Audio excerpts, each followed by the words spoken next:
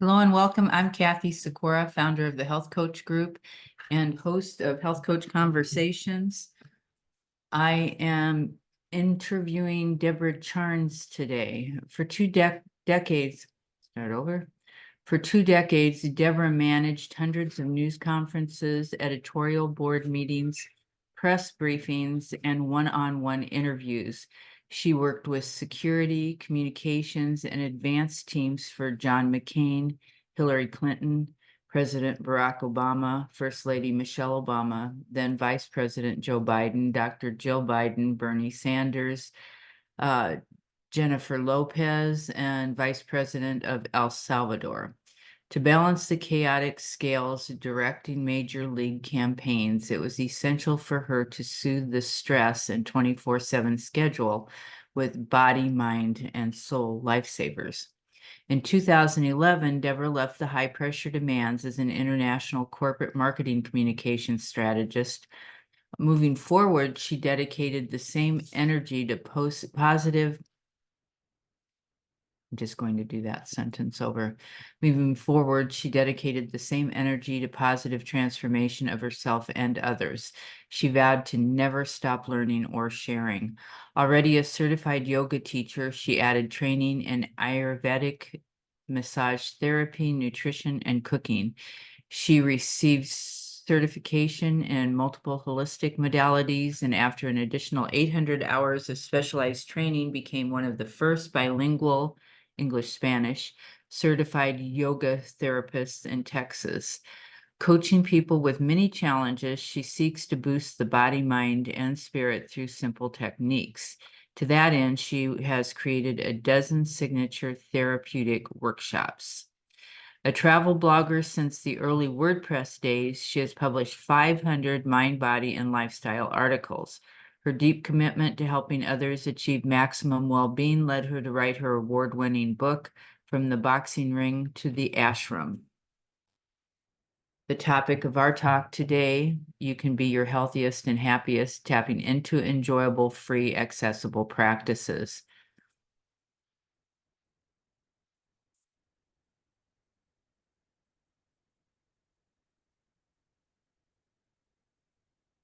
I have time. I'm going to do this whole thing over.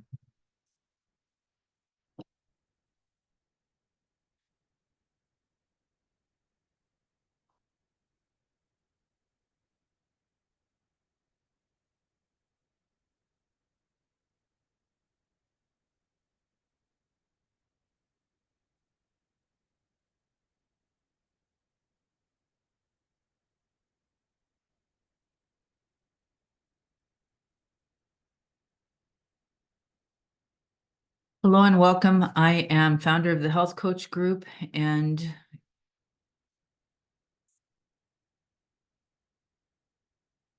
Hello and welcome. I'm founder of the Health Coach Group and host of Health Coach Conversations. I am interviewing Deborah Charnes today. For 2 decades, Deborah managed hundreds of news conferences, editorial board meetings, press briefings, and one-on-one interviews. She worked with security, communications, and advanced teams for John McCain, Hillary Clinton, President Barack Obama, First Lady Michelle Obama, then Vice President Joe Biden, Dr. Jill Biden, Bernie Sanders, Jennifer Lopez, and the Vice President of El Salvador. To balance the chaotic scales directing major league campaigns, it was essential for her to soothe the stress and 24/7 schedule with body, mind, and soul lifesavers. In 2011, Deborah left the high-pressure demands as an international corporate marketing communication strategist. Moving forward, she dedicated that same energy to positive transformation of herself and others. She vowed to never stop learning or sharing. Already a certified yoga teacher, she added training in Ayurvedic massage therapy, nutrition, and cooking. She received certification in multiple holistic modalities, and after an additional 800 hours of specialized training, became one of the first bilingual English-Spanish certified yoga therapists in Texas. Coaching people with many challenges, she seeks to boost the body, mind, and spirit through simple techniques. To that end, she has created a dozen signature therapeutic workshops. A travel blogger since the early WordPress days, she's published 500 mind, body, and lifestyle articles. Her deep commitment to helping others achieve maximum well-being led her to write her award-winning book, From the Boxing Ring to the Ashram.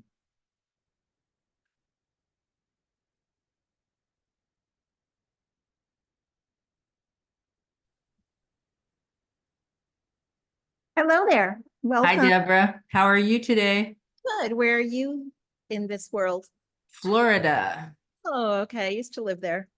Did you? And you're in Texas now? I am. And I was just in Florida 2 weeks ago. Were you? What part of Florida? Fort Lauderdale. Fort Lauderdale. I'm in Stewart, so it's a little bit, just a teeny bit north of Fort Lauderdale. It's a pretty little town. Okay, I just finished doing your introduction, so I can go ahead and start with your questions. Our listeners, and I guess we'll start here. He'll just cut the recording and start here. Our listeners are generally doctors, nutritionists, dietitians, nurses, health coaches, and life coaches. So if we could address the questions towards them in a way that it would interest them, and maybe some of the things that you've learned might help them to help their customers, that might be a more fruitful interview. Great. That good? Okay, so it seems as if chronic pain and digestive disorders are the norm in our society today. How can your book answer some of those problems?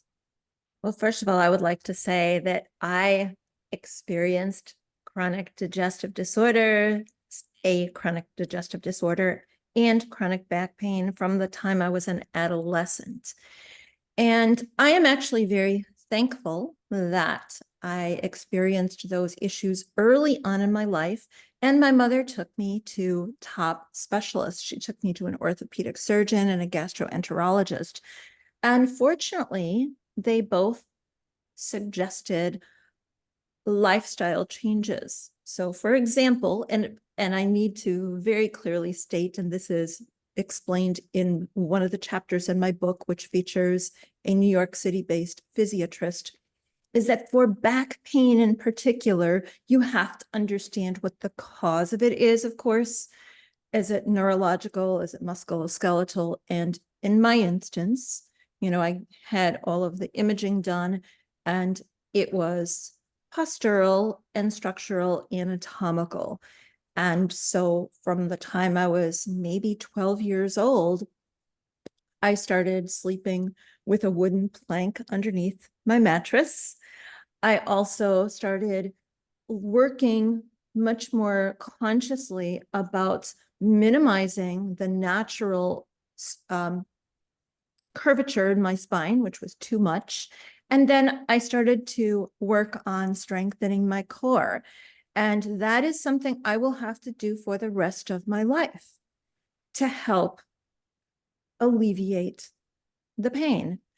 And I haven't had any back pain for ages. If I do, I know what I need to do structurally and through movement therapy to get myself back into feeling better. So I have an entire chapter in my book which features a physiatrist that gives a lot of tips, and he talks about many different things.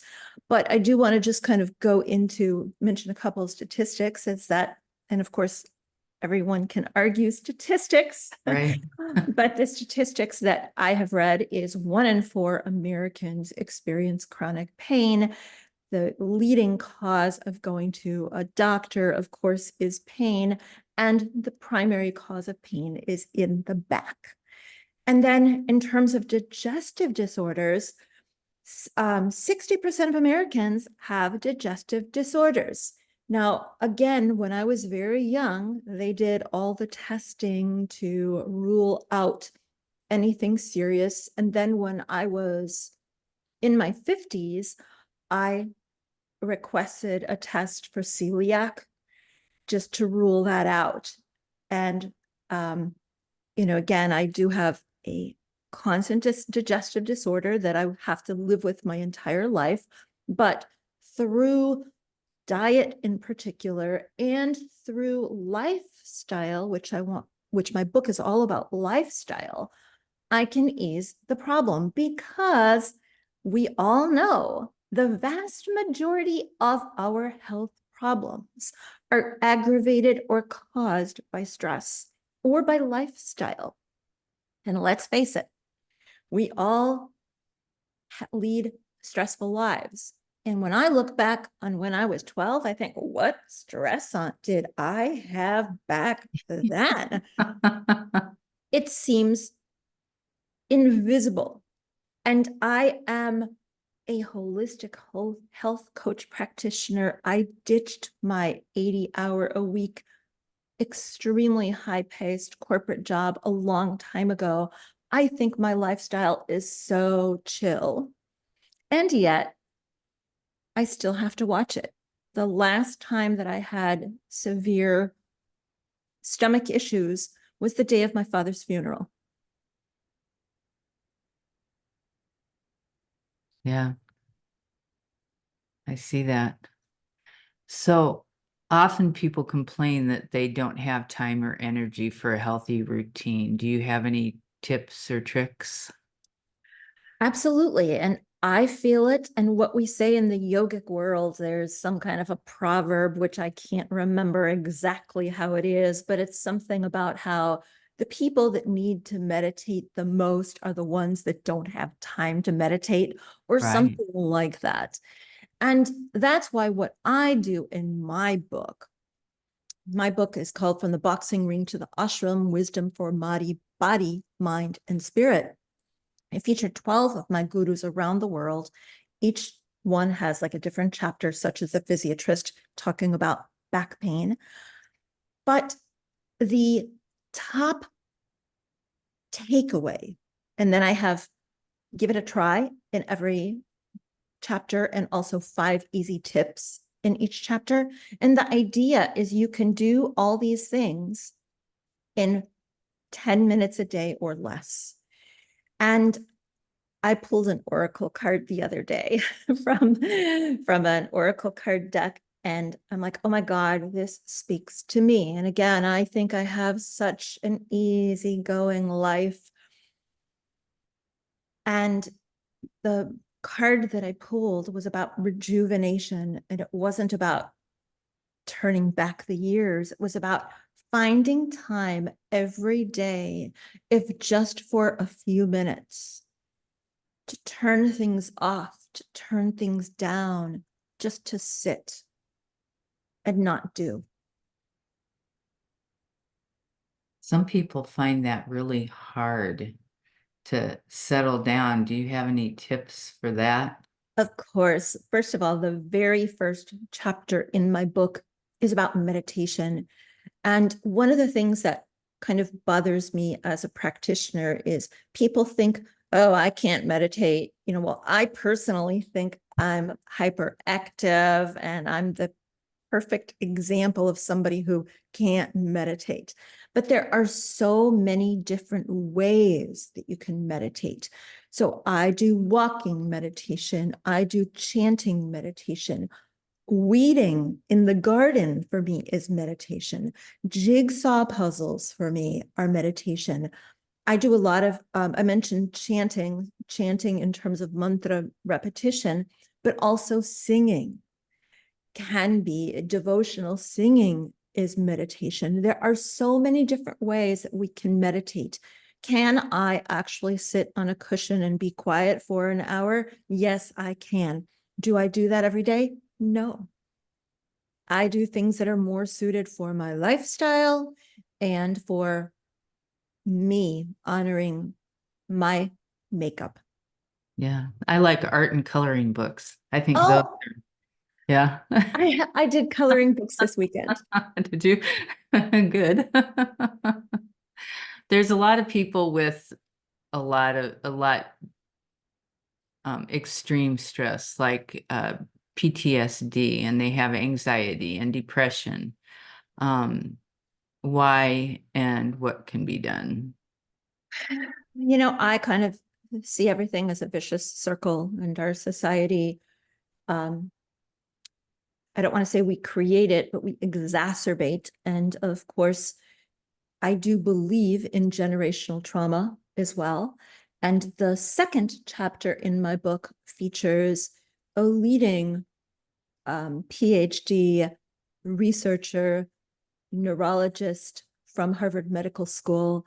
And his chapter is all about he's researched yoga and the brain for about 20, 30 years. And so his chapter is all about what we can do using yoga for PTSD, anxiety, and depression. And one of the things that I thought was fascinating when I started researching this in terms of PTSD, and I never thought I had it. Now I recognize I do, because I have recurring dreams, which indicate it's always the same dream. And now I recognize, oh, I do or did have PTSD. But again, I never would have recognized it before. So PTSD comes across in so many different ways. And unfortunately, our society as a whole, we tend to, peg things as, for example, with veterans, we know that it's rampant among veterans. But even what I found was eye-opening, and it's like, of course, but why didn't I even think of that? Is people in the medical profession oftentimes will have PTSD, first responders, ER personnel. How can you not have well, I shouldn't say that. How can you not have PTSD is explained in my book, and it's based on the Harvard researcher. We all have different makeup. And Can you excuse me for just a second? Can you name the Harvard researcher? sure, it's Sat, S-A-T, Beer, B-I-R, Singh, S-I-N-G-H, Khalsa, K-H-A-L-S-A. Okay, sorry, go ahead. Sure. So it's Satbir Singh Khalsa. And what we all have different makeup, and perfect examples of this are at 9/11. During the 9/11 tragedy, two different people could be together experiencing the exact same thing, and yet their response mechanisms were totally different. One thing that I thought was fascinating is there was one story about, I think it was a father and a son in 9/11, and I might have this wrong, but I believe the father was maybe a mental health professional or someone very tuned into how to address things like that. And when 9/11 happened, he was with his son, and they talked about it right away. And as a result, the son has, as healthy as possible, a response to it. And so that's where in our society, I think there are so many problems with our society that trigger PTSD, anxiety, and depression. Obviously, when we look at depression for, let's say, postpartum depression, we know that, of course, it's hormonal. But at the same time, we can do things to help women not get in those ruts. So, family members or friends or the partners or neighbors, if we all help the woman out in those postpartum days or months, I shouldn't say days, it's months, because the percentage of postpartum blues is astronomical as opposed to clinical depression, of course. So, of course, we have to, understand clinical depression versus postpartum blues. And for me, it's all about, we have to take time out and nourish ourselves. I have been leading for many years I call them therapeutic yoga workshops. One is called First Love Yourself. But just like my book, I consider my book a yoga therapy in disguise book. Only one of the 12 chapters is about physical yoga, and that's about yoga in the back, because we're talking about fixing anatomical structure. The rest of the book is about lifestyle. And so I think, when I do my First Love Yourself workshops, it's all about lifestyle, and we have to do what we can to nurture ourselves. And again, to find some time to disconnect. One of the chapters in my book features a US Air Force rabbi, and it's about how we all need to honor the Sabbath, however that means for us, regardless of our religion. I personally, one day a week, do not drive my car. I try to not drive my car several days a week, but one day a week, I don't drive my car and I don't use any of my devices. And aren't we all pretty much addicted to our devices? I was at a chat yesterday with a monk, and he was talking about addictions and, of course, the high degree of substance abuse and addiction. But he said, we all have addictions. It's just what kind of addictions we have. And I would like to think that my addictions are healthy addictions, like yoga, not just the physical practice, but all of the different types of yoga, and reading. Those are my addictions, as opposed to addictions that can be much more aggravating to our levels of anxiety, and depression.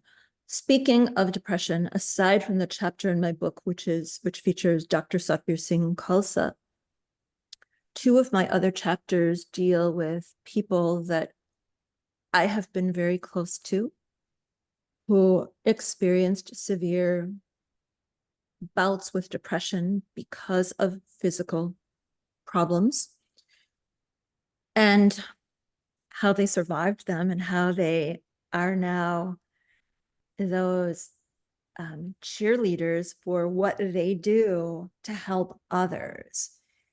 And ages ago, back around 1999, I did a project with the National Institute of Mental Health, and it was about stigma in the Latino community for depression and mental health. And we went to universities, we did a lot of research to better understand, and then can't resolve it, but help it. And one of the statistics that I learned back in the 1990s was that the majority of people with heart health problems also suffer from depression. And not to stereotype, but a large percentage of those people, of course, are male. And traditionally, especially back in the 1990s and within the Latino community, the men in particular, and my father was this way, he wouldn't admit to, he was a coach, a former coach, he wouldn't admit to any physical pain. He would, he needed 2 hip replacements, and he's like, I don't need anything, I'm fine. And aside from denying your physical needs, the denying of your mental health needs are so common. Of course, our society has gotten so much better about that since the 1990s, but we still have to advance in that area. How can we, is in our positions working with people, how can we make people feel more comfortable with addressing that? So that, I love that question, because I face that all the time, because I am not a mental health professional. My daughter is a psychotherapist. And so I know my limitations, and of course have, studying with others. But as a yoga therapist, and I can later explain the difference between a yoga teacher and a yoga therapist, but as a yoga therapist, all yoga therapists are different, many yoga therapists come from mental health backgrounds, or they come um, from from public health or any other kind of health industries. So every yoga therapist may have a different area of expertise, but I find in my practice, I was taught to identify the root problem. And let's just say my digestive disorders, perfect example. My digestive disorders, yes, physically, I have problems in my gut and I will forever. But the root problem is how my body deals with stress. And as a result, as a yoga therapist, I have to very gently, and especially since I'm not a mental health professional, I have to very gently try to figure out what I think my clients' root causes are, and then give them suggestions, lifestyle suggestions of what they can do, which they will enjoy. As an example, I have had some clients where I told them, go dancing. I've had others where I've said, go for long, slow walks as opposed to power walks, because some of us are like, okay, I'm going to do my power walk. I'm like, no, go for slow, relaxing walks or go and dance. And, well, for you, for example, and I'm not analyzing you, but just from what you said, I would suggest different forms of art therapy. And I had one child, 9 years old, with anxiety. And I look back at my childhood. Of course, we didn't diagnose most things back then, but I gave him a lot of art therapy to do because it was appropriate for the age and for what he was going through. We used to be told to go outside and play. That was really a good thing to do, for kids. Absolutely. And I find so much fault with our current society. And, I'm not talking politics. I could talk that too, but I'm not talking politics, but I'm talking about how our society has advanced. And I think it's horrible how we've advanced and how children are addicted from such a young age to their devices as opposed to going out and playing. I was raised in Chicago, where our summers could be very hot, our winters could be very cold. We didn't have air conditioning, and we went out, no matter how hot or cold it was, we went out to play until dinner every day. Right. Yeah. I grew up in Nebraska, and it was exactly the same way. You'd go out in the snow and in the ice, and you'd go out in the heat. It didn't matter. You went out every day, all day long. The other thing I want to mention is I walked to my high school every day, which was about a mile. And again, didn't matter what the temperature was. I walked usually by myself. And that was where I first found meditation. Really. Because my walks, I loved them. And now I recognize it's because it was a form of meditation. You're mindful while you're doing it. We talk about our lifestyles today and how it's really not maybe going in the right direction, but is stress taking over? I think we have to look generationally in the workforce at what is going on. For my generation, I'm a baby boomer. Absolutely. I mean, I was raised, my parents were Depression era. So, we were raised, you do whatever to save your butt, and I always had a paranoia of losing everything just because, my parents experienced all of that. So that is why I worked 80 hours a week. Did my boss force me to work 80 hours a week? No. But did we have mass layoffs every year? Yes. Did I survive all of those layoffs for 15 years? Yes. But that, of course, imagine all the stress and anxiety that I went through all the time. My daughter's generation I'm so impressed with how many of the workforces are now in which they give you unlimited personal PTO. I didn't know what a PTO was when I was working. You know, PTO would have been post-traumatic overload. Yeah. And so I think things have changed with the younger generation. They are fighting more for the work-life balance, which my generation, and I'm not saying everyone from my generation, but definitely me, you know, it was fight or flight, you know, or freeze throughout my career. Yeah, we were always brought up, and I felt like that was the best thing we could do with our kids was bring them up to be hard workers. My son moved to England, and the first day at work, he went in, and they couldn't believe he was there before 9 o'clock. They all made fun of him. And then, you take time out for lunch, you take time out for a break, and during COVID, they got to stay home with their kids and don't worry about work. Make sure your kids are okay. It's a whole different world in other places than what it is here in the United States, I think.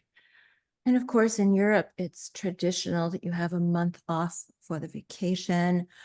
I lived in different countries as well. One country where I lived, which is featured in my book, but I'm not going to mention which country it is, but I worked at an advertising agency. And in the United States in particular, during my primary work era, especially in New York City, oh my God, people would be paid peanuts, young people would be paid peanuts to work their butt off in the industry. And when I went to this agency to work in this other country, everybody was so nice. They were all so friendly. They would be playing darts while they were working. There was so much socialization, and I didn't see that much work. And I have to tell you, I kind of feel I'm kind of, hyperactive type A. I was bored. But of course, it was beautiful how they did wonderful work. But it was a different environment. There's a whole different approach to it, wasn't it? Yeah. And that's why in my chapter about the Sabbath, I quote Tiffany Shlain, who is a filmmaker, very prominent filmmaker, independent, and her book is called 24/6. And she talks about how she is a much more effective and creative filmmaker or doing anything in life when she takes off that one day to just disconnect. Mm-hmm. Yeah. Yeah, I keep thinking about taking off 3 days to disconnect, but that's really hard to do. It's and maybe if we were in Europe, we'd be predisposed to do that. Well, my Ayurvedic doctor wants me to do that periodically. So beyond the one day a week, he wants me to periodically do that. And you can, like if you go camping, let's say, just, take a camping weekend and, disconnect for 3 days, for a long weekend, like July 4th weekend, or Labor Day weekend, and make it work. Right, right. Um, why is modern medicine not the answer? Go on forever about that. And I have read a lot of Deepak Chopra's books. The books that I like best about Deepak are the ones that talk about his balancing of Western medicine, which is, of course, what he is trained in. And his father and his brother are Western medicine, medical professionals. But he also goes back to, his roots in India and what, and I'm not an Ayurvedic doctor, but I am trained in Ayurveda. So I studied Ayurveda in India, and I also learned more about Ayurveda in the United States. But again, I am not a licensed Ayurvedic practitioner. But Ayurveda, the same as traditional Chinese medicine, it's all about finding the root cause of your problem. and treating the root cause, which I feel that Western allopathic medicine is too often a Band-Aid approach. And this might not be a good example, but I recently had oral surgery, a couple different oral surgery procedures. And both times they automatically said, okay, here's your prescription to get painkillers. I'm like, why do I need painkillers?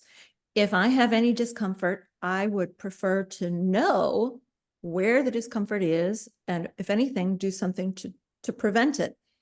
I had oral surgery in South America, and the oral surgeon, top oral surgeon there, he told me, eat papaya and nothing else for the first 24 hours. Well, of course, papain, the enzyme, is an excellent anti-inflammatory, and it does, a lot of things. So he never gave me painkillers, he's just like, eat papaya for the first 24 hours. So we unfortunately too often treat with meds. And of course, there's the term treat and street, meaning get the person in and out, because our healthcare system, it's not a healthy system. And too often there are good medical practitioners and caring medical practitioners, but they are not allowed the time to spend with their patients. As an example, when I, as a yoga therapist, my intake with new clients is 90 minutes to 2 hours long. Every time I visit with my Ayurvedic doctor, it's about an hour long as well. And of course, we all know that a traditional visit with your allopathic practitioner is only 5 to 10 minutes long, because that's just the way the systems are. And again, our allopathic system just looks at the body. They don't look at the lifestyle. I shouldn't say that. Not enough attention is paid to lifestyle and nutrition. And we have to admit that few doctors learn much about nutrition in med school. There aren't enough doctors, and they don't have the time, I don't think, and they're taught differently. Yeah. And even my Ayurvedic doctor and teacher, who I feature in my book in India, he even said that for many people, meaning the patients, he said, you will find that many patients just want a quick fix. And as an example, I consider myself a diabetic. My mother passed away from diabetes, and she was a very educated diabetic. I've been careful of my diet and sugar intake my entire life because of that. And I was diagnosed pre-diabetic about 14 years ago. I originally was given metformin. I stopped taking that after a couple of years. I don't do anything in terms of meds. Everything I manage through my lifestyle, and my blood sugar levels are excellent, but very few people would do what I do.